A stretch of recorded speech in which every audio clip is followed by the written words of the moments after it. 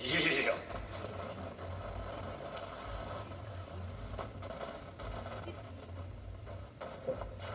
आज विष्णु की समाधि लगाए वर्षों व्यतीत हो गए। ना जाने विधाता किस योग में खो गए। अपने स्वामी के बिना कौन है जो मेरे दुख का हमदर्दी और दर्द भरे। अभी तक मेरे भाग्य क्यों सो रहे हैं?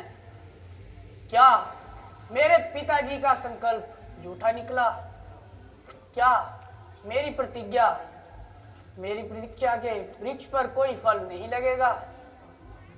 या तो पानी ही ग्रहण होगा मेरा भगवान से, जहां इसी धुन में जीऊंगी अपनी जान से।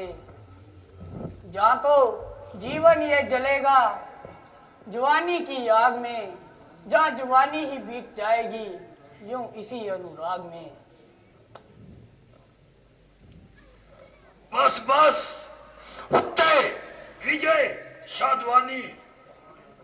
इकबाल यावर है, दौलत है, बांदी है, दबदबा दास है। जब को विजय कर लिया तमाम राजाओं से राज कर वसूल कर लिया। जिसने भी सिर उठाया उसी को नीचा कर दिखाया। परंतु अब टक्कर में आने वाला कोई नहीं। आकाश और पाताल सब मेरा ही पानी पिएंगे। हर एक कलम हरकत करेगी अब मेरी तारीफ में। हर जुबान मसरूफ होगी अब मेरी तारीफ में। मेरी चौखट पर झुकेगा शीश और इंसान का, और द्वार पे पहरा रहेगा मेरे उसी भगवान का।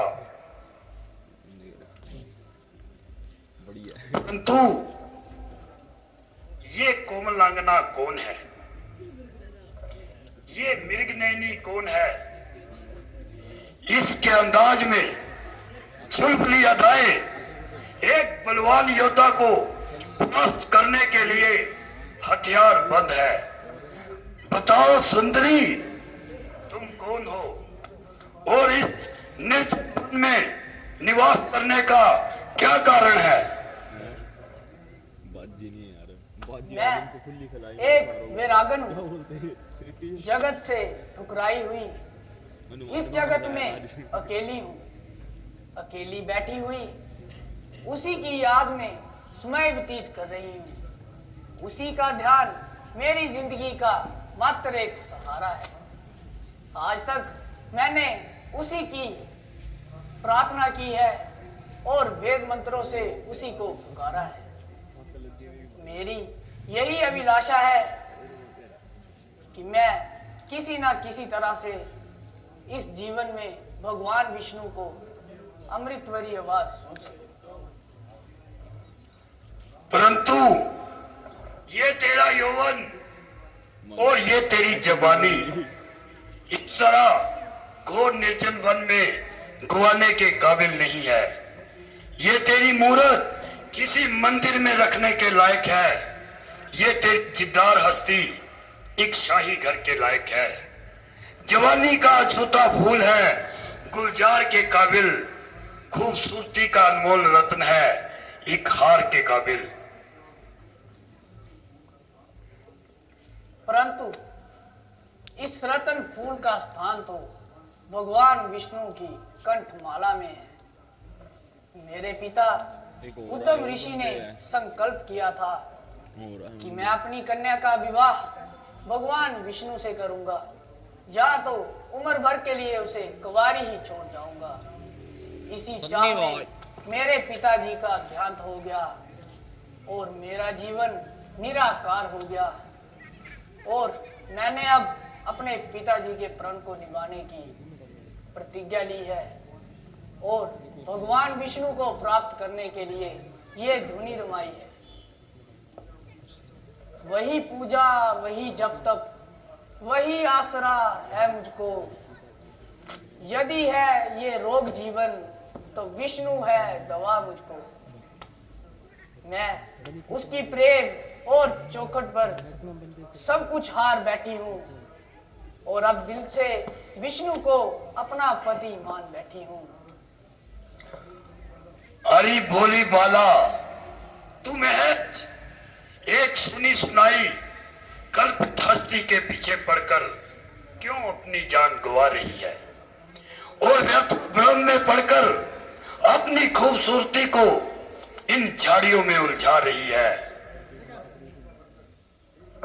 देख, इस संसार में आज मुझसे बढ़कर कोई मालदार नहीं।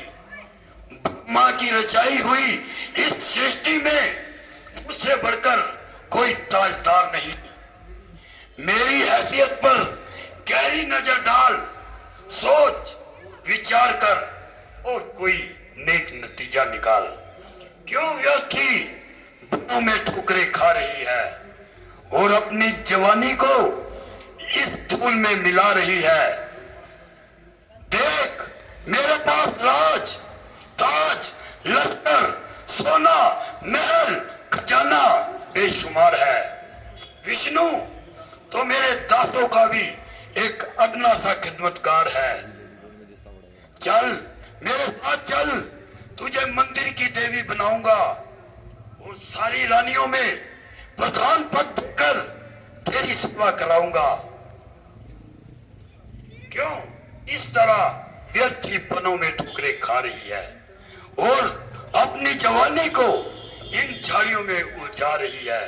इस तरह की मूर्खता बेसुध है तेरे लिए। संपत्ति और सुख मेरे यहाँ मौजूद है तेरे लिए, तेरी सेवा के लिए बांधियां है, दास है। तेरे लायक की जो चीजें हैं वे सब मेरे पास हैं। तुम चाहे कुछ भी हो, परंतु मेरे लिए कुछ भी नहीं। हंसनी होकर कंकर नहीं खा सकती, फूलों को छोड़कर कांटों से जी नहीं बिला सकती। मैं अपने पिता के प्रण को और अपनी प्रतिज्ञा को अवश्य ही पालूंगी और भगवान विष्णु के अलावा किसी अन्य पुरुष पर अपनी निगाहें नहीं डालूंगी। मेरे खून, मेरी हड्डियों और मेरे रोम रोम में वही बसा है। तू भूल करती है और विष्णु की चाहना फिजूल करती है। मैं ही तेरे लायक हूँ, मेरा कहना मान। और यदि मेरा कहना नहीं मानेगी तो जबरदस्ती तुझे अपनी भुजाओं का जोर दिखाकर अपने रानी वास ले जाऊंगा। ओ दुष्ट, तेरा ये इरादा जीवन भर पूरा नहीं होगा। तो देख, ओ पाप आत्मा, दूर हो। तेरे अत्याचारों की अब हद हो चुकी। एक अबला पर हाथ उठाकर तूने ठीक नहीं किया। समझ ले कि अब तेरा अंत आ गया। तेरे पापी हाथों से मेरा शरीर ये नष्ट हो गया और अब ये मेरे इष्ट देव के काम नहीं आएगा। मैंने मन, वचन और कर्म से भगवान विष्णु को और किसी अन्य पुरुष का ध्यान नहीं किया। मैं फिर मनुष्य जन्म लेकर तेरे वंश का नाश करूंगी।